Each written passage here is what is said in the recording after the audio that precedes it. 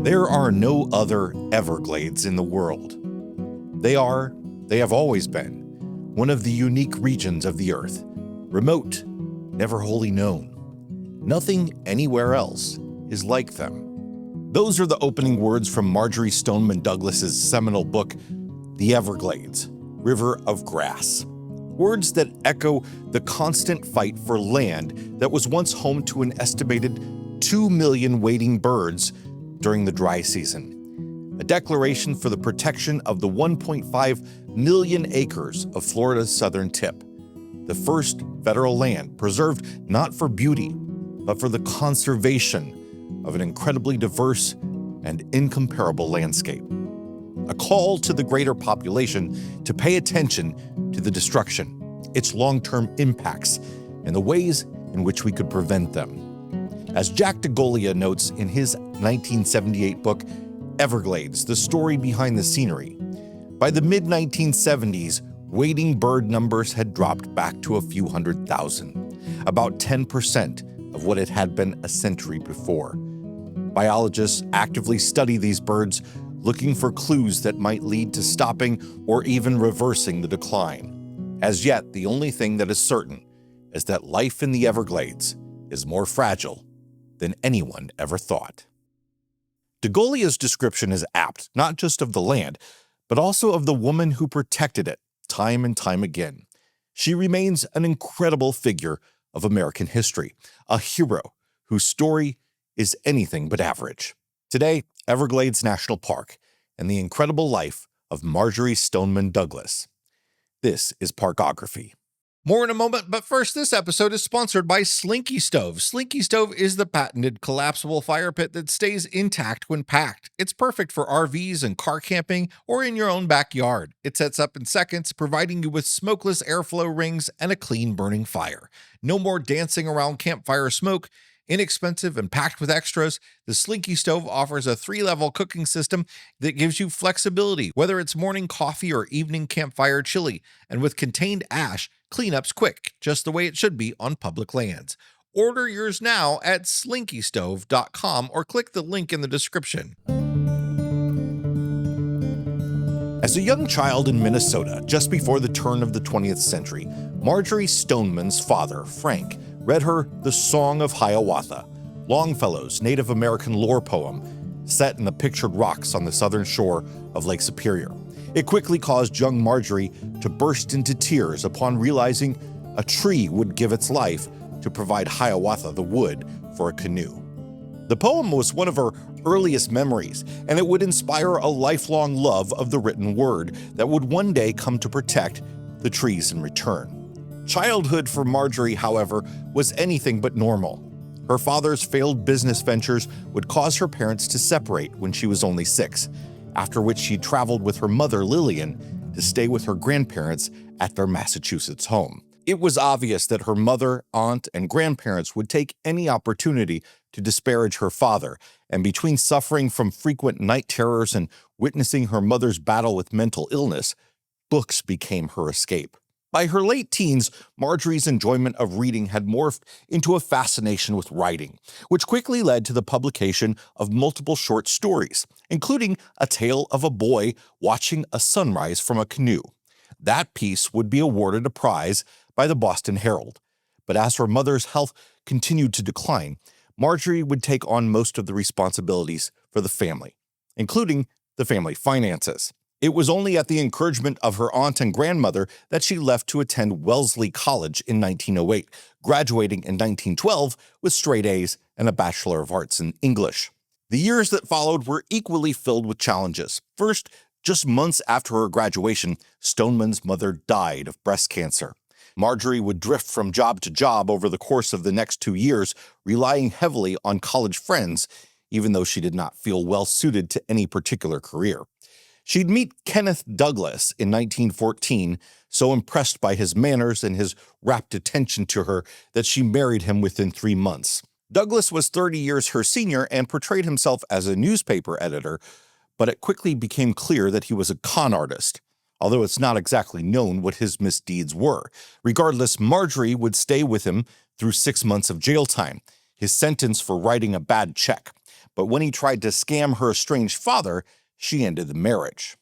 The con did, however, turn out to be fortuitous, as Marjory Douglas was reunited with Frank Stoneman, who she had not seen since her parents' divorce. In the fall of 1915, she left Massachusetts for Miami to live with her father, who currently served as the editor of the paper that would one day become the Miami Herald. Already a successful writer, Marjory joined as a society columnist, but news was slow. Only about 5,000 people lived in Miami at the time, often leading to fabrications on behalf of Douglas that would later be questioned by residents. Her early days at the Herald were also overshadowed by continuous debate between her father and the governor of Florida, Napoleon Bonaparte Broward, over the proposal to drain the Everglades, a battle that would stick with her for the remainder of her life.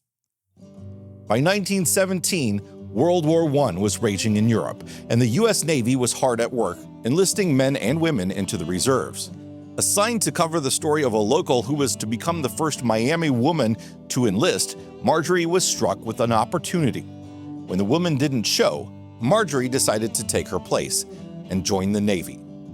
No fan of rising early and equally unpopular with her superior officers for the way she would correct their grammar, the military didn't suit her, and she requested and was granted a discharge, instead joining the American Red Cross. She'd soon after be sent to Paris, where she would care for refugees until the war ended and her father cabled for her to come home and take over as the assistant editor of the Miami Herald.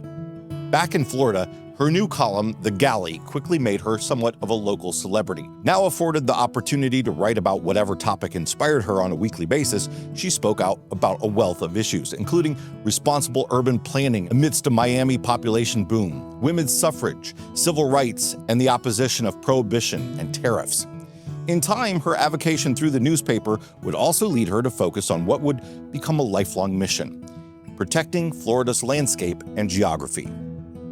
Working for the paper, however, caused a significant amount of pressure for Douglas, and she left the Herald in 1923 after experiencing blackouts and receiving a nerve fatigue diagnosis. As she recovered, she began to write short stories, 40 of which would be published alongside those of Fitzgerald and Hemingway in the Saturday Evening Post. Most were fiction, led by protagonists that were often independent women facing social injustice, but the people and animals of the Everglades were ever present in others.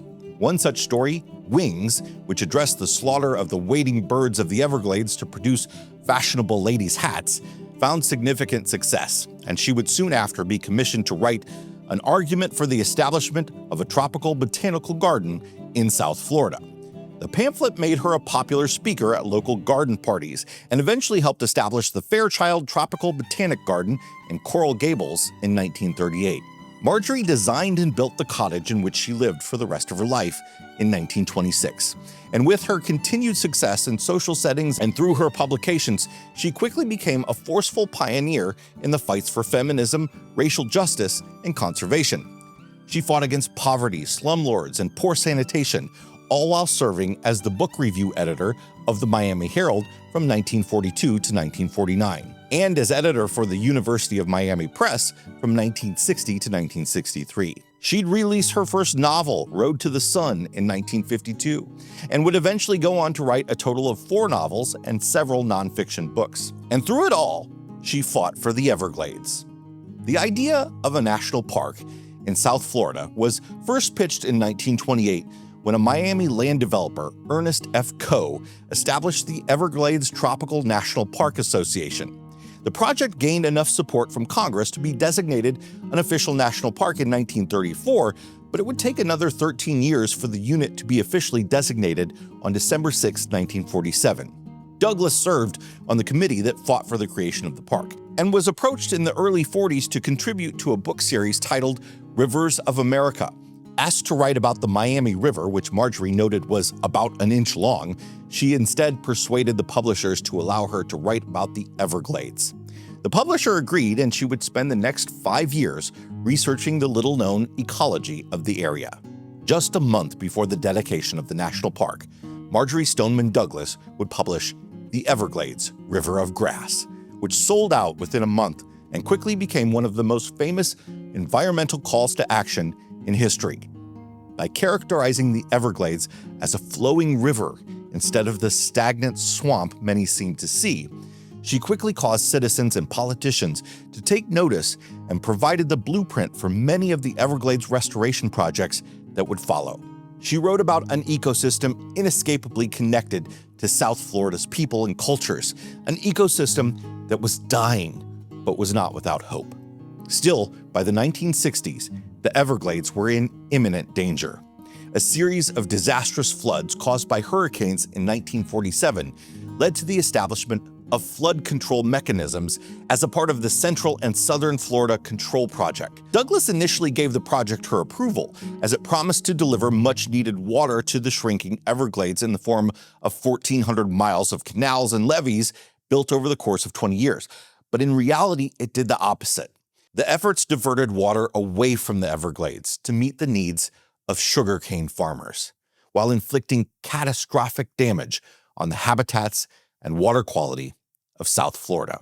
Once it became clear that the Army Corps of Engineers would refuse to release water to the Everglades before much of the land was unrecognizable, Douglas fought fervently for the park's protection. Famously, as she gave a speech addressing the harmful practices of the Corps of Engineers, she noted that their mommies must have never let them play with mud pies, so now they play with cement. The comment caused the colonel in attendance to drop his pen, and as he stooped to pick it up, she stopped her speech and without missing a beat said, "Colonel, you can crawl under the table and hide, but you can't get away from me." Her efforts would continue at age 79 with the formation of Friends of the Everglades in 1969. Dues were just $1, with funds being used to raise awareness of the potential devastation construction in the fragile wetlands would cause. The group quickly gained traction, and with the support of over 3,000 members and other environmental groups, President Nixon would scrap the funding for all construction projects after a singular runway was built. There's now something else on that runway. Douglas would spend the rest of her life defending the Everglades and the communities of South Florida, serving as a charter member of the first American Civil Liberties Union chapter organized in the South. She spoke on the floor of the Florida State Legislature, urging them to ratify the Equal Rights Amendment. She bolstered the Florida Rural Legal Services, a group that worked to protect migrant farm workers employed by the sugarcane industry. She co-founded the Friends of the Miami-Dade Public Libraries and served as its first president. And at age 93, she opposed the drainage of a suburb in Dade County amidst outcry and shouts from residents. In response, she asked if they could boo louder and said, "Look, I'm an old lady. I've been here since 8 o'clock. It's now 11. I've got all night, and I'm used to the heat." County commissioners eventually decided not to drain the land.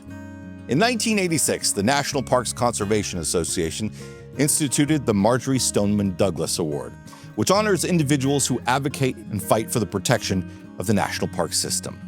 On her 100th birthday, Marjory asked that trees be planted in lieu of gifts, resulting in over 100,000 trees planted across the state of Florida. And in 1991, blind and nearly deaf, Douglas was visited by Queen Elizabeth II, to whom she gave a signed copy of the Everglades River of Grass. In 1993, at the age of 102, she was awarded the Presidential Medal of Freedom, the highest honor given to a civilian by President Clinton, and she donated the medal to Wellesley College. Marjory Stoneman Douglas would die in 1998 at the incredible age of 108, and her ashes were scattered in the Everglades she worked so tirelessly to preserve. She once said that conservation is now a dead word. You can't conserve what you haven't got. But the Everglades continue to flow. Daniel Beard, the first superintendent of the Everglades, wrote in 1938 that the southern Florida wilderness scenery is a study in halftones, not bright broad strokes of a full brush, as is the case of most of our other national parks. There are no knife-edged mountains protruding up into the sky. There are no valleys of any kind. No glaciers exist. No gaudy canyons. No geysers. No mighty trees, unless we accept the few royal palms. Not even a rock-bound coast with the spray of ocean waves. None of the things we're used to seeing in our parks. Instead, there are only lonely distances, intricate and monotonous waterways, birds, sky, and water. To put it crudely, there is nothing in the Everglades that will make Mr. Johnny Q. Public suck in his breath. This is not an indictment against the Everglades as a national park, because breath-sucking is still not the thing we're striving for in preserving wilderness areas. The sentiment aside, Daniel Beard was wrong. There's plenty to suck in your breath at in the Everglades, a reality that Douglas was constantly aware of and spent her life showcasing to the greater public. You may not be brought to your knees like many upon the first witness of the Grand Canyon, or stand in awe of the majesty that is something like Mount Rainier. But it is difficult, if not impossible, to find another national park with such an array of wildlife immediately on display. The Everglades, more than beauty, is an important place, and protecting it is now more important than ever. In the book, The Wonder of It All, 100 Stories from the National Park Service, Ranger David Cronk talks of a 1990 visit to the Everglades from President George H.W. Bush. Cronk led the president, accompanied by students finishing a 3-day educational program on a walk. He asked the children to tell the president what the Everglades meant to them. Amongst some other pithy answers, one girl described the limited water supply in South Florida, noting the importance of conserving and sharing the water to ensure there's enough for the animals and plants in the park. Later that month, President Bush would mention meeting some budding young environmentalists at the Everglades in his State of the Union address. An 8-year study was commissioned by Congress the following year, and the Comprehensive Everglades Restoration Project was authorized in 2000. At a cost of more than $10.5 billion and with a 35-year timeline, it's the largest hydraulic restoration project ever undertaken in the United States. To help restore water flow, the U.S. Fish and Wildlife Service established the Everglades Headwaters National Wildlife Refuge and Conservation Area in 2011. And though the restoration project continues today, it continues to be compromised by politics and funding problems.